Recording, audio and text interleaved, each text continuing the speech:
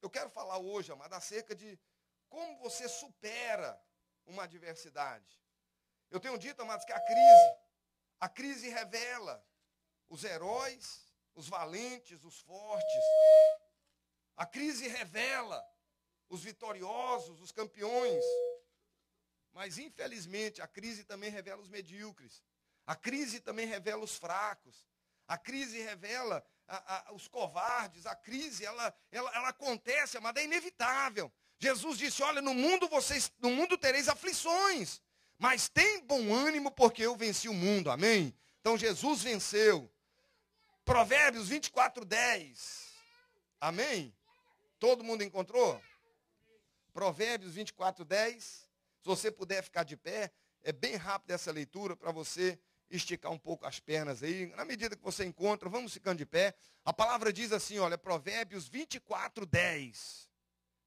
Provérbios 24:10. Se te mostras fraco no dia da angústia, é porque a tua força é pequena. Se você vacila no dia da dificuldade, como será limitada a sua força? Quem é fraco numa crise é realmente fraco. Amém? Senhor, fala a cada coração de uma maneira poderosa através desta palavra. Que o teu Espírito Santo possa ministrar, ó Deus, as nossas vidas, possa falar conosco de uma maneira poderosa, em nome de Jesus Cristo. Amém, Jesus. Vamos assentar, glorificando e bendizendo o nome do Senhor. Como superar uma crise? Como superar um fracasso? Irmão, nós temos que aprender a enxergar os fracassos de um prisma positivo. Muitas pessoas acham que o fracasso é o final. E o fracasso, amados, ele é simplesmente mais uma etapa no nosso crescimento. É provado, queridos, que as pessoas que tiveram sucesso em um negócio, a média são 5 falências para a pessoa chegar a ter sucesso. É muito difícil a pessoa conseguir sucesso na primeira tentativa.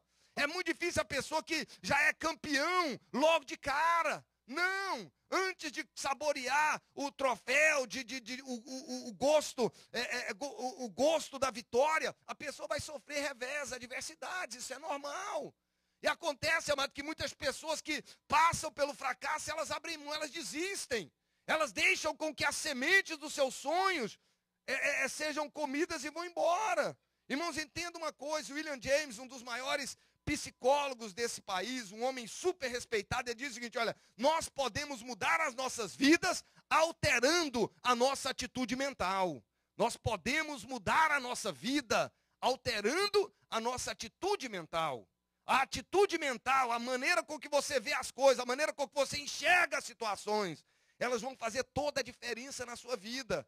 Vocês vejam bem, eles podiam ter se lamentado e com pena deles mesmos, dizendo, o mundo me deve, querido. Eu tive uma crise na minha vida durante muitos anos, achando que o mundo me devia alguma coisa. Eu procurava um culpado para as minhas mazelas, eu colocava um culpado por eu ter entrado nas drogas, por eu ter me perdido no mundo do crime. Eu buscava um culpado para isso. E a verdade, amados, é que o mundo não te deve nada. As pessoas não te devem, o teu pai não te deve, a tua mãe não te deve. Pastor, mas olha, meu pai foi mal, meu pai agiu assim, assado. Pergunta como foi o avô dele. Pergunta como é que o bisavô criou o avô.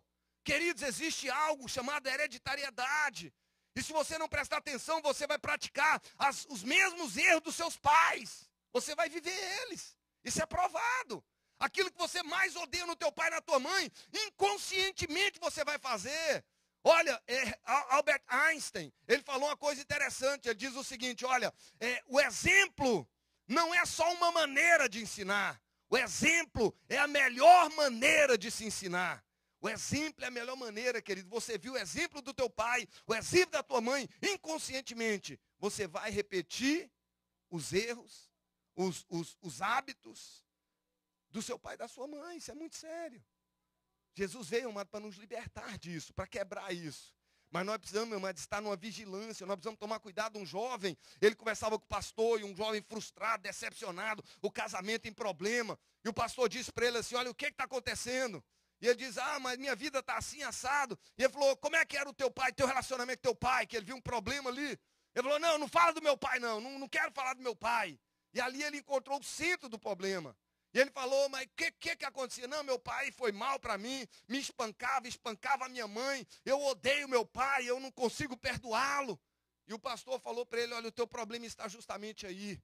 Você precisa perdoar, você precisa abrir mão. Entenda uma coisa, como é o teu relacionamento com a tua esposa? Como você trata a sua esposa? E o jovem ficou branco, assustou-se. Ele falou, uau, eu já espanquei minha esposa 2 vezes. O mesmo que você odiava no teu pai, você faz agora. Irmãos, isso é muito sério. William James disse, você muda a sua atitude mental. Provérbio diz o seguinte, olha, cuidado com o que você pensa, porque o teu pensamento pode alterar a sua vida. O teu pensamento pode mudar a tua vida. Irmão, hábito é uma coisa difícil, porque hábito é inconsciente. E mudar hábito é muito complicado.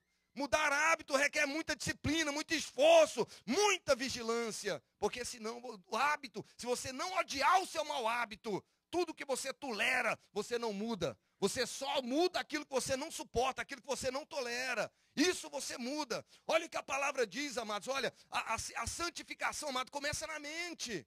A santificação, ela começa aqui, ó. Paulo diz, não vos conformeis com este século, com essa situação, com essa circunstância. Não te conforma, mas transformai-vos pela renovação da vossa mente, para que você experimente a boa, perfeita e agradável vontade de Deus para a tua vida, amém? Renova a tua mente, muda a tua maneira de pensar, de ver, de enxergar. A tua atitude mental vai mudar a tua vida, a maneira com que você enxerga o problema, enxerga a adversidade. Olha o que Paulo diz, finalmente, irmãos, tudo que é verdadeiro, tudo que é respeitável, tudo que é puro, tudo que é santo, tudo que é amável, tudo que é de boa fama, se alguma virtude há, se algum louvor existe, seja isso que ocupa o teu pensamento. Filipenses 4:8. Olha, irmão, Paulo Maia diz o seguinte, olha, a vida é 10% aquilo que acontece comigo e 90% do que eu faço com aquilo que acontece comigo. Eu vou repetir isso. Ele diz o seguinte, olha, a vida é 10% daquilo que acontece comigo e 90% em como eu reajo a isso, como eu reajo àquilo que acontece. Entenda, amado, que a mesma situação pode provocar 2 reações diferentes. Então, amado, tem um jovem que ele foi dar uma palestra, sucesso, o cara tinha helicóptero, frota de caminhão, um cara milionário. E ele foi dar uma palestra na universidade falando de sucesso, falando de como ser bem-sucedido, colocar Deus em primeiro lugar. E alguém levantou a mão e disse, olha, você deve ter nascido um berço de ouro, você deve ter um pai maravilhoso, você deve ter uma família equilibrada, você não conhece meu pai é bêbado, meu pai é um alcoólatra, você não sabe o que eu vivo, de onde eu saí. E aquele jovem muito revoltado, pediu a palavra, falou, e ele falou, eu vou contar um pouco da minha história, começou a chorar, e ele disse, eu fui menino de rua, eu catei lixo, eu comi lixo na rua, meu pai também era um alcoólatra. E pior do que isso, meu pai matou a minha mãe na minha frente, eu tinha 12 anos de idade. Meu pai tentou me matar, meu pai tentou me estuprar. Meu pai correu para me matar, meu pai me espancava muitas vezes. Eu sei o que é ter um pai alcoólatra. Eu fugi de casa quando ele matou minha mãe, porque ele falou que ia me matar também. Eu pulei a janela, eu e meu irmão. E eu fugi, eu fui menino de rua. Eu catei lixo, eu catei ferro velho. Comprei uma carroça, comprei um carrinho daquele de empurrar, comprei uma carroça, comprei um carro, caminhonete. Tudo que eu tenho foi conquistado com muito suor. Quando eu ficava correndo do meu pai, eu tomei uma decisão. Quando meu pai vinha com a faca, meu pai tinha acabado de matar minha mãe, a faca suja de sangue, pingando o sangue da minha mãe, meu pai querendo me acertar. E eu disse, eu não serei igual a ele.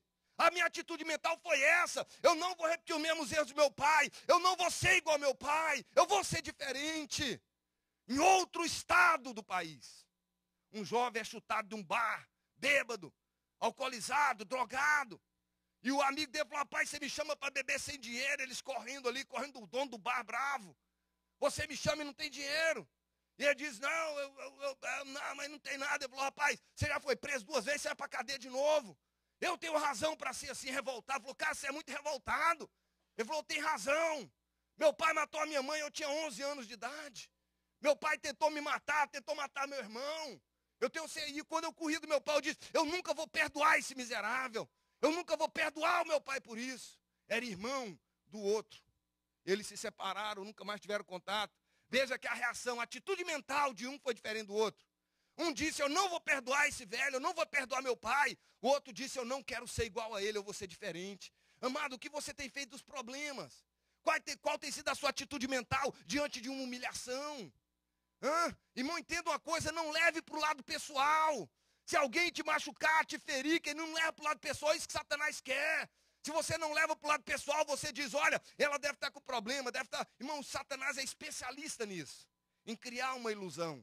Um dia eu estou pregando, e uma missionária lá, muito querida, 10 anos está com a gente, uma pessoa maravilhosa, e ela estava com a cara ruim, olhava para mim assim, eu estava pregando. O pastor já passou por isso, né? Que a pessoa assim sempre vibra na pregação, sempre está vibrando, e ela com a cara ruim e tal. E eu falei, meu Deus, está com raiva de mim.